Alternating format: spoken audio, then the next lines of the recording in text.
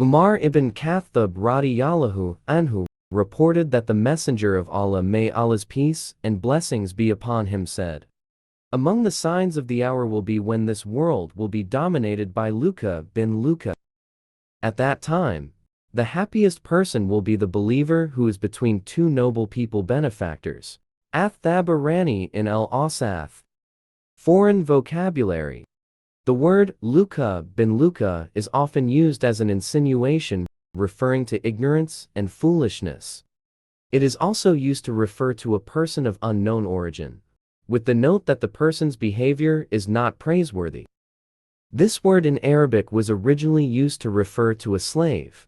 Then its use spread to connotative meanings to insinuate people who are ignorant, despicable, and stupid. Sometimes this word is also used to refer to a child who is still young in age. Explanation. These two hadiths allude to a time when people who are lowly, despicable, and contemptible become the most wealthy, the most prosperous, and the most powerful in all world affairs. This condition is a logical consequence of the rise to power of the wicked, with the removal of the chosen ones from the stage of public policy. This means that this omen is the result of the previous two omens of the Day of Judgment. As for the meaning of as-Sa'ada mentioned in the wording of the hadith, it is the worldly happiness of those who follow the way of life, of Luka ibn Luka, so that era is their era. The current condition of the Muslims corroborates this sign, and the two previous ones. The occurrence of these two omens is proof of the prophethood of Muhammad, peace and blessings of Allah be upon him. That is when what he announced happens exactly as he described it. 32. Glorification of other than the Book of Allah. This sign of the hour is hinted at in the hadith of the Messenger of Allah, peace and blessings of Allah be upon him. And recite before the people al-Mutsna. The narrator asked, "What is al-Mutsna, O Messenger of Allah?" He replied, "Written works other than the Book of Allah." This hadith has been transcribed on the previous page. Explanation. This hadith indicates that some people who claim to be Muslims will turn away from the Book of Allah by glorifying the works written by their idolized leaders. Then they will read them, study them among themselves, just as they read the Quran. This is a clear sign that has been happening since ancient times and continues to this day. There are many groups that have matans texts by their respective figures that they revere as much as they revere the Quran, to the extent that they prioritize studying these matans over studying the Quran. This test was even more severe in the Islamic jurisprudence schools during their decline, with the scarcity of works produced by scholars. At that time, the matans of the madhab leaders were favored, glorified, studied, and a great deal of time was spent on them, which was not comparable to their treatment of the Book of Allah. Similarly, this test also struck the Sufis. They prefer to perpetuate the texts of the saints.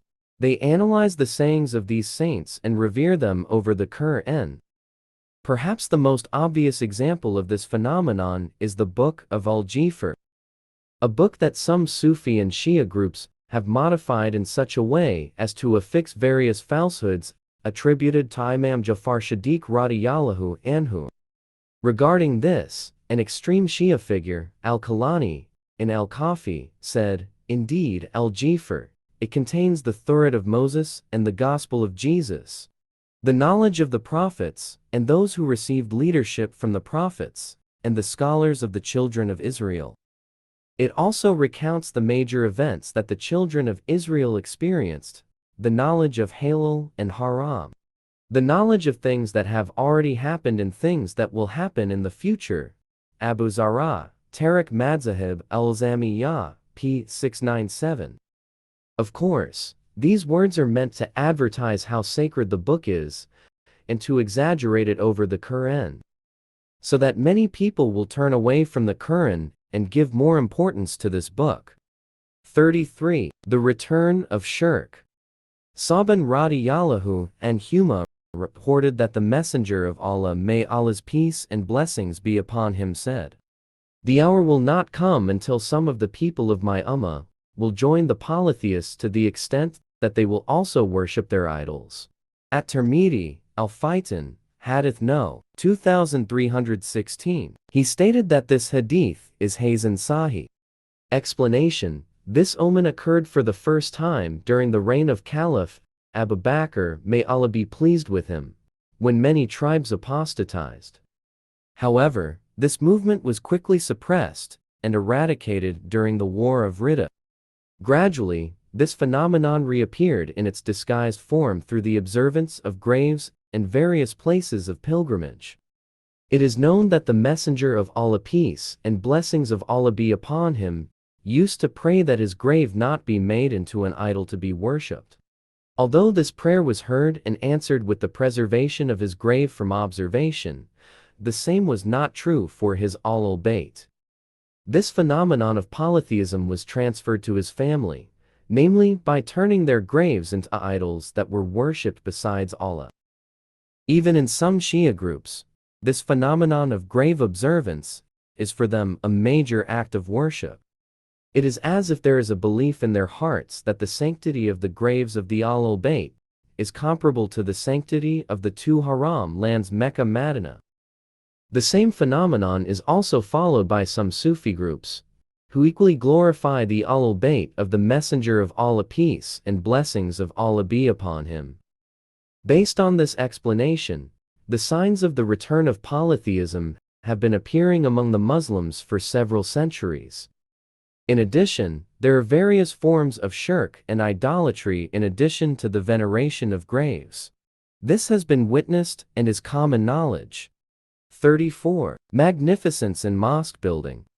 Anas, may Allah be pleased with him, reported that the Messenger of Allah, may Allah's peace and blessings be upon him, said, "One of the signs of the hour is that people will boast about each other in the mosques." Sahih Lunyu Hibban 15126. Explanation: the boasting indicated in the hadith is boasting in its appearance or building. It means that each person boasts about his mosque. They say, "This mosque of mine is the most beautiful, the tallest, the most spacious, and the best." They boast about these things for the sake of Riyah, being different from others, and wanting to be praised. This omen has been occurring among Muslims for several centuries. Ibn Ruslan testified in this regard. This hadith contains a very clear miracle of the Prophet's peace and blessings of Allah be upon him, foretelling of something that would happen long before. Indeed, the beautification of mosques and taking pride in their adornment is increasing in this age as kings and rulers move from Cairo and Damascus to Bayt al-Maqdis. They finance the construction of these mosques by taking the wealth of the people unjustly. Likewise, the buildings, including madrasas, are just as beautiful. May we be granted safety and forgiveness from Allah. On Al-Mabad 117. What Ibn Ruslan complained about during his lifetime, turns out, is getting worse. It is as if one of the signs of the apocalypse has reached its peak in our time. Nowadays, the habit of giving more importance to decorating and beautifying mosques is the tendency of the Ummah. Some members of the community cooperate with others in order to build and beautify mosques, as well as their leaders. This is despite the fact that it is reported in a report that the Prophet, peace and blessings of Allah be upon him, said, "I was not commanded to beautify the mosque." On Al-Mabad 117. Ibn Abbas radiyallahu anhuma also stated the same thing. "You will indeed beautify the mosques, as the Jews and Christians beautify their places of worship." Abu Dawud, Ash-Shala, Hadith No. 444. At-Tashiyad, as Al-Khattabi says, has the original meaning of raising a building or making it multi-storied, while the meaning of az-Zukrufa is to decorate. The word az-Zukrufa in its original meaning is gold. So the meaning of the hadith is to decorate Muslim mosques with layers of gold and various charming images or ornaments, or various beautiful carvings and the like. The meaning of the above answer from Ibn Abbas, may Allah be pleased with him, is that Muslims inherited this custom from the Jews and Christians. This custom was with them when they changed and abandoned the deeds that were in accordance with their books. They turned their attention to things of uncertain origin, so they began to decorate their synagogues and churches in order to make a name for themselves and to boast among themselves. This Ummah will become like the Ummah before them if they seek the world with religion and abandon sincerity and charity. The mosques will be turned into a means to seek face and boast in elevating their buildings and making them beautiful. As is well known, the Prophet's mosque, which gave birth to one of the best generations ever known in the course of human history, was a very simple mosque, roofed with date palm fronds, which became wet every time it rained. When the Muslims liberated Persia and Romania, and sent their treasures to Caliph Omar, may Allah be pleased with him, he did not change anything about the mosque except for a few extensions. So the Prophet's mosque remained in its simplicity, in stark contrast to the abundant wealth of the Muslims. It is likely that this is due to the mindset of the early generations of Muslims, who prioritized a life of zuhud and were more concerned with the afterlife. On the other hand, they are also more concerned with the highest substance values of a subject matter by not being affected by various forms of external appearances that are so beautiful but negligent. Therefore, it is very natural that in the Prophet's mosque, we will not find various decorations, except for the decoration of the heart, that is enlivened by faith, that makes the heart peaceful. Perhaps some of us may ask, why is the splendor in building a mosque a sign of the Day of Judgment? For what reason is it forbidden to make a splash in the mosque, when it could be argued that making a splash in the mosque is proof of the Muslims' attachment to the houses of Allah? And this is better than them spending it on wrong things? He replied, this is a sign that the mindset of the Muslim Ummah has changed, and that they have turned away from the mindset of the early generations of this Ummah. This means that today's Muslims are only concerned with form, and their pomp and circumstance is not intended to gain the pleasure of Allah. May He be glorified and exalted. Rather, it is intended to increase their prestige among themselves. The beautification and adornment of the mosque is a symptom that shows how poorly Muslims are working towards the hereafter and how preoccupied they are with the things of this world. This is what the Messenger of Allah, peace and blessings be upon him, mentioned in a hadith narrated by Abu Darda radiyallahu anhu. If you beautify your mosques and you adorn the mushaf, then destruction will come upon you. Sahih al-Jami, Hadith No. 585. Thus, decorating the mosque symbolizes the destruction of those who do so. Another interpretation of the hadith points to the severity of people's corruption, their turned-away hearts, their enthusiasm for the life of this world and its glittering beauty, and their eagerness to fulfill their desires. It is this motive that they channeled into the construction of the mosque. People no longer make the mosque a place to complain to their owner and serve him, but instead, they have made the mosque a competition to boast and raise their worldly prestige in the eyes of other humans. This is what Abdullah ibn Omar radiyallahu anhuma once said in an atzar: there will come a time when people will gather in mosques, and there will not be a single believer among them. Al-Hakim, Al-Fitan wa Al-Malahim, Hadith No. 8365. Abdullah ibn Busr, may Allah be pleased with him, said the same thing. I heard a hadith a long time ago. If you are among a group of 20 men, more or less, then look closely at the faces of all of them. You will not find a single man who shows fear of Allah. If this is the case, then know that the hour is very near. An important addition. Nafi reported that Abdullah ibn Umar, may Allah be pleased with him, said, at the time of the Messenger of Allah sallallahu alayhi wasallam, the Prophet's mosque was built with clay walls and a roof of Burma leaves. The supporting pillars were made from the trunks of date palms. Abu Bakr radiyallahu anhu did not make any additions. During the time of Umar, may Allah be pleased with him, he made additions to the original building. However, he did not make any changes from its original form. He still built the walls with clay, gave the roof with date leaves, and the supporting pillars were both made from the trunks of date palms. Then Uthman radiyallahu anhu made many renovations and almost completely changed the building of the mosque.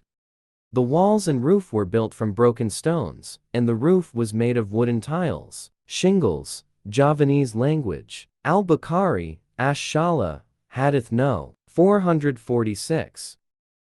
Abu Sa'id al-Khudari radiyallahu anhu also told us about this Nabawi mosque. At that time, the roof of the Prophet's mosque was still made of date palm fronds. And when Umar ordered to renovate the mosque, he said, "Protect the people who pray from the rain.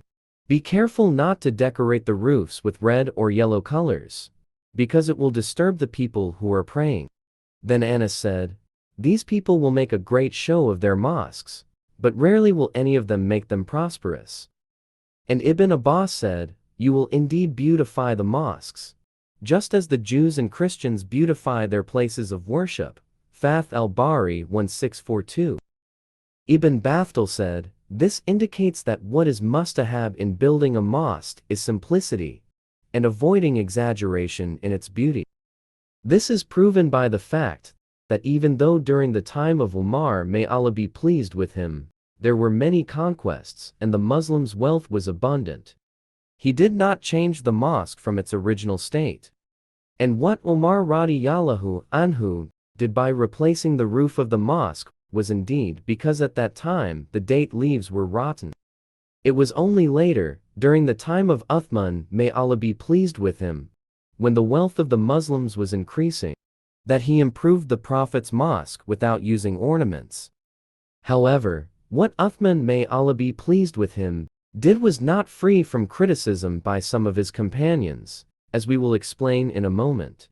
It should be noted that this total change in the building of the Prophet's mosque only occurred during the time of Caliph Abdul Malik bin Marwan, which coincided with the end of the companions' generation. However, the scholars who witnessed this could only deny it in their hearts, for fear of causing a fitna. Fath al-Bari 1644.